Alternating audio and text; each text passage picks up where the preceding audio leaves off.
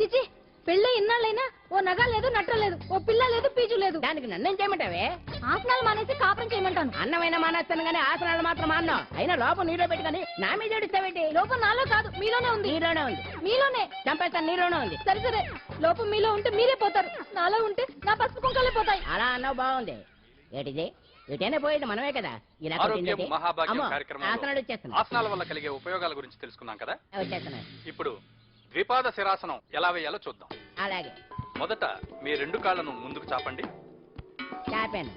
ఇప్పుడు మీ కుడి కాలును మెల్లగా మీ కుడి భుజం మీదకి చేర్చండి. అలాగే. అలాగే మీ ఎడమ కాలును కూడా మెల్లగా మీ ఎడమ భుజం పైకి చేర్చండి. ఇప్పుడు మీ రెండు చేతులతో నమస్కరించండి. ద్విపాద శిరాసనం ఎలా వేయాలో చూశారు కదా. చూశాను. ఎలా తీయాలో వచ్చే వారం తెలుసుకుందాం. Until then, bye. ఎలా తీయాలో వచ్చే వారం చెప్తావా? అమ్మ చెప్తాడే.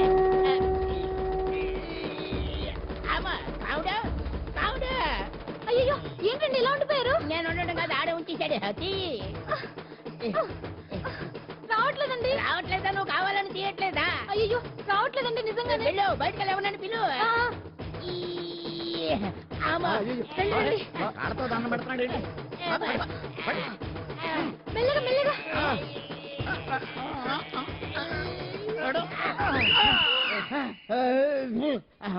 ఏమయ్యా, ఈ వయసులో ఈ పిచ్చాసనాలు ఎందుకు నీకు?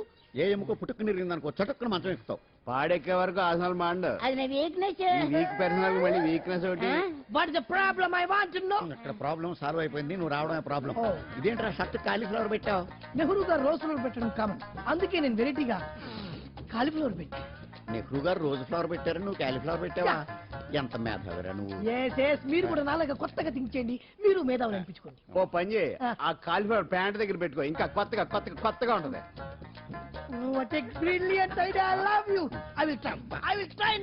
అందరూ నోటితో తింటున్నారు కదా, నీడు తేడాగా తింటున్నాడేమో. ఆల్రెడీ అలాగే తింటున్నాడు. పుకారం, సిద్ధాంతికి నా జాతకం చూపించానన్నావు, ఏం చెప్పాడు? అబ్బో, నీ జాతకం లాంటి జాతకం తన సర్వీసులో చూడలేదంట బావా. ఇవాళ నుంచి నీ పేరు మోత మోగిపోతుందట. గుడిసెలో నీ పేరే, గుడారాలో నీ పేరే. ఏంటి అక్కడ హడావిడి? నువ్వు ఇక్కడికి వస్తున్నట్టు తెలిసి అభినందన సభ పెట్టుంటారు. అవిగో బ్యానర్లు. మినిస్టర్ భగవాన్ నా బిడ్డకు తండ్రి. మినిస్టర్ భగవాన్ నా బిడ్డకు తండ్రి. బావో, ఇదేదో నీకు యాంటీటెంట్ లా ఉంది బావా. యాంటీటెంట్?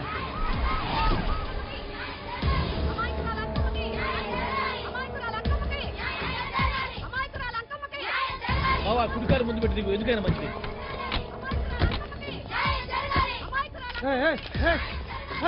ఏంటిదంతా?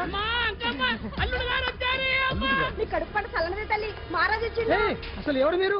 సార్, మీరు మాయ మాటలు చెప్పి తనను తల్లిని చేశారని ఆ అమ్మాయి అంటుంది. దీనికి మీరేమంటారు? మీరు ఆమెను స్వీకరిస్తున్నారా? అసలు ఇందులో నిజమేంట? మినిస్టర్ అయినంత మాత్రాన ఏమైనా చేయొచ్చు అనుకుంటున్నారా? ఏం మాట్లాడుతున్నారు? ఈ అమ్మాయికి నాకు చిచి, ఈ అమ్మాయి ఎవరు నాకు తెలియదు. ఎలాగెలగా నానెవరో నీకు తెలదు.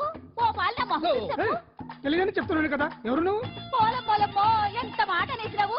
2 ఏళ్ల కిందట మండేసోలో నువ్వు అరకొచ్చి గవర్నమెంట్ వాళ్ళ బంగ్లాలో దిగలేదు. దిగితే అసలు ఆ మాటకు వస్తే రెగ్యులర్ గా అరకొస్తుంటాడు, బంగాళాలో దిగుతూ ఉంటాడు, అక్కడే ఐటమ్స్ గురించి ఆలోచిస్తూ ఉంటాడు, ప్రజా సంస్థల గురించి ఆలోచిస్తూ ఉంటాడు. అయితే ఏంటంట, నేను ఆ బంగ్లాలో పని మనిషిని. ఓ అర్ధరాత్రేలా బోర్ని వర్షం పుట్టుకుని దీపాలు ఆరిపోనాయి. బాయ్ చుట్టే బాగా తాగేస్తున్నాడు. నేను ఎలగలిగెళ్తుంటే అలా నా చెయ్యి చేసుకున్నాడు. ఏటి బాబు ఇది అన్నాను. నువ్వు అను, అరకులో సగం రాసిస్తాను, మనువాడతాను, మగబిడ్డనిస్తాను అన్నాడు. నమ్మిన తెల్లారి చుట్టే బాలి అయ్యిండు. మగబిడ్డ అయితే పుట్టిండు, మనువు మాత్రం వాళ్లేదే తల్లి. బాబా, అరే ఇన్నాళ్ళ నుంచి నీ ఎంబడి తిరుగుతున్నా గానీ నీ ఉదార గుణం నాకే అర్థం కాలేదే. ఈ పిల్లకు పోయి అరకులో అర్ధ భాగం రాసిస్తానన్నావే. నీ టేస్టు, నీ పిచ్చినాడతనం మండ. ఏ మొత్తం రాసి వచ్చుగా. నోర్మై, ఇది ఎవరో తెలియదు అంటుంది. రక్తం పట్టుకొని పుట్టే పుట్టోడు చూడండి. రాత్రి నుంచి అయ్య కావాలని ఒకటి ఏడుపు. ఎవడు వీడా? నల్లెక్కున్నాడు. ఒక ముద్దు పెట్టుకోలేడు గారు. బావా, రంగు అయితే తెల్లదే గానీ పోలికలు మాత్రం నీకులాగే ఉన్నాయి బావా. వీడు నా కొడుకు ఏంట్రా? కాదని గ్యారంటీ ఏంటి?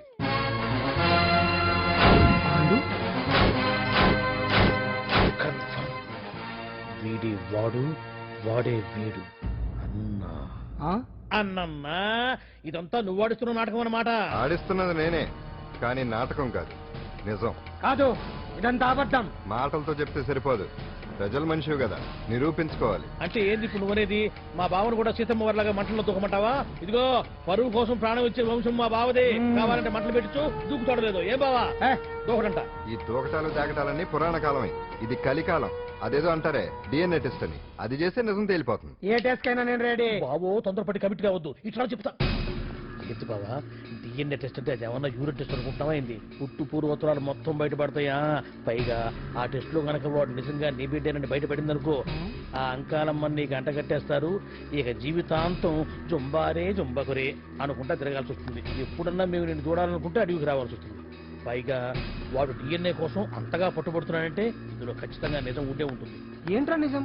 దాన్ని చూసిన గుర్తు కూడా లేదు నాకు. నీకెక్కడ గుర్తుంటుంది బావా? నువ్వు చూసిన ఐటమ్స్ ఏమన్నా ఒకటా రెండా? పైగా ఆ రోజు తమరు మందు మత్తులో కూడా ఉన్నారంట. అందుకని ప్రస్తుతానికి ఇక్కడి నుంచి జంప్ అయిపోవడం బెటర్. ఇదంతా పెద్ద విషయాల కుట్ర. దీన్ని నేను ఖండిస్తున్నాను. మాట రాకుండా నేను ఇక్కడి నుంచి వర్కౌట్ చేస్తున్నాను.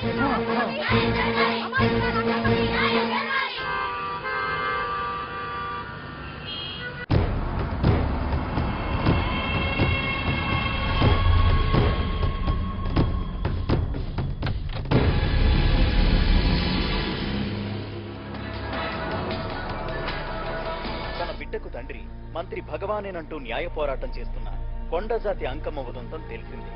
కాగా నిన్న అర్ధరాత్రి గుర్తు తెలియని కొందరు వ్యక్తులు అంకమ్మ శిబిరంపై దాడి చేసి అక్కడున్న వాళ్ళందరినీ గాయపరిచి అంకమ్మను తీసుకువెళ్లిపోయారు.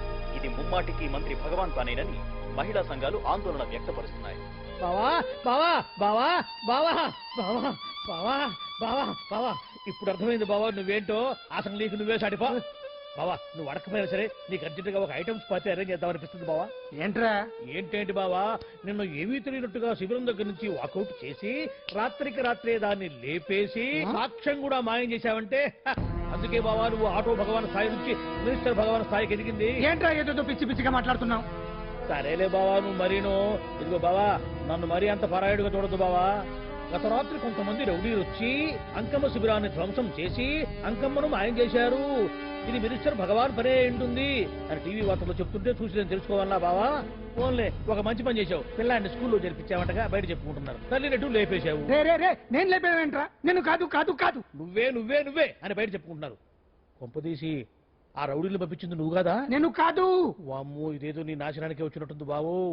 అది నీ బుద్ధి అందరికీ తెలుసు కాబట్టి ఎలాగూ నిన్నే అనుమానిస్తారని ఆ పాండుగాడే మనుషులను పంపించి ఈ నాటకం వాడిచుంటాడు.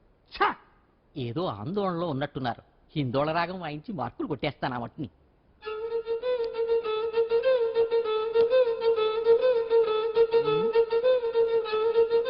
దగ్గరకు వచ్చి వాయించండి.